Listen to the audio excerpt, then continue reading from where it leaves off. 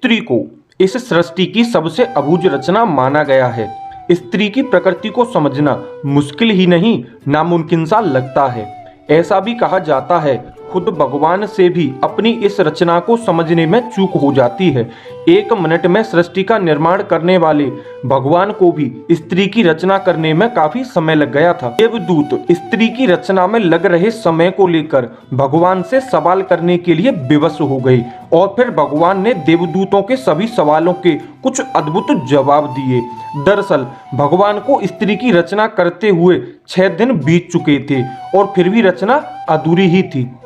यह देख देवदूतों ने भगवान से पूछा, हे भगवान, स्त्री की रचना करने में आपको इतना ज्यादा समय क्यों लग रहा है?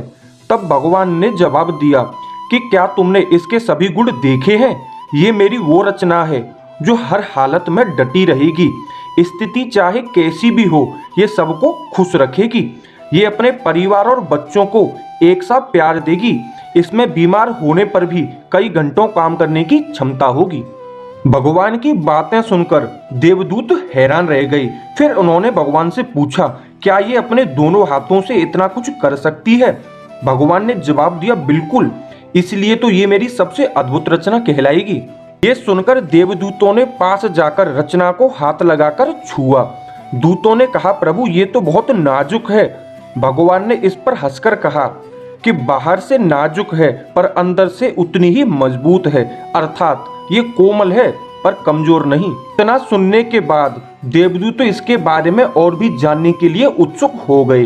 देवदूतों ने भगवान से पूछा कि प्रभु क्या स्त्री में सोचने की क्षमता होगी? प्रभु ने कहा, ये केवल सोच सकेगी बल्कि इसमें हर समस्या से मुकाबला करने की क्षमता होगी। दरअसल देवदूतों ने जब पास जाकर स्त्री के गाल पर हाथ लगाया था तब उन्हें कुछ पानी जैसा प्रतीत हुआ था। उन्होंने भगवान से पूछा कि भगवान इसके गालों पर पानी जैसा क्या है? तो भगवान ने कहा, ये इसके आंसू हैं। जवाब सुनकर देवदूत तो हैरान रह गए और पूछा, आंसू? पर वो किस लिए? इसके जवाब में भगवान ने कहा कि जब ये कमजोर पड़ने लगेगी तो ये अपनी पीड़ा को आंसुओं के साथ बहा देगी। इसके बाद ये पहले की तरह मजबूत हो जाएगी। अपने दुखों को बुलाने का इसके पास ये सबसे बेहतर तरीका होगा। साथ ही भगवान ने कहा कि यही इसकी ताकत होगी। देवदूतों ने सुनकर भगवान से कहा, आप महान हैं।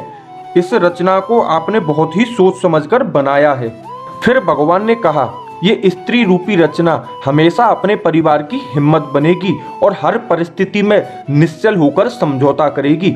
देवदूतों ने कहा, भगवान आपकी रचना संपूर्ण हुई।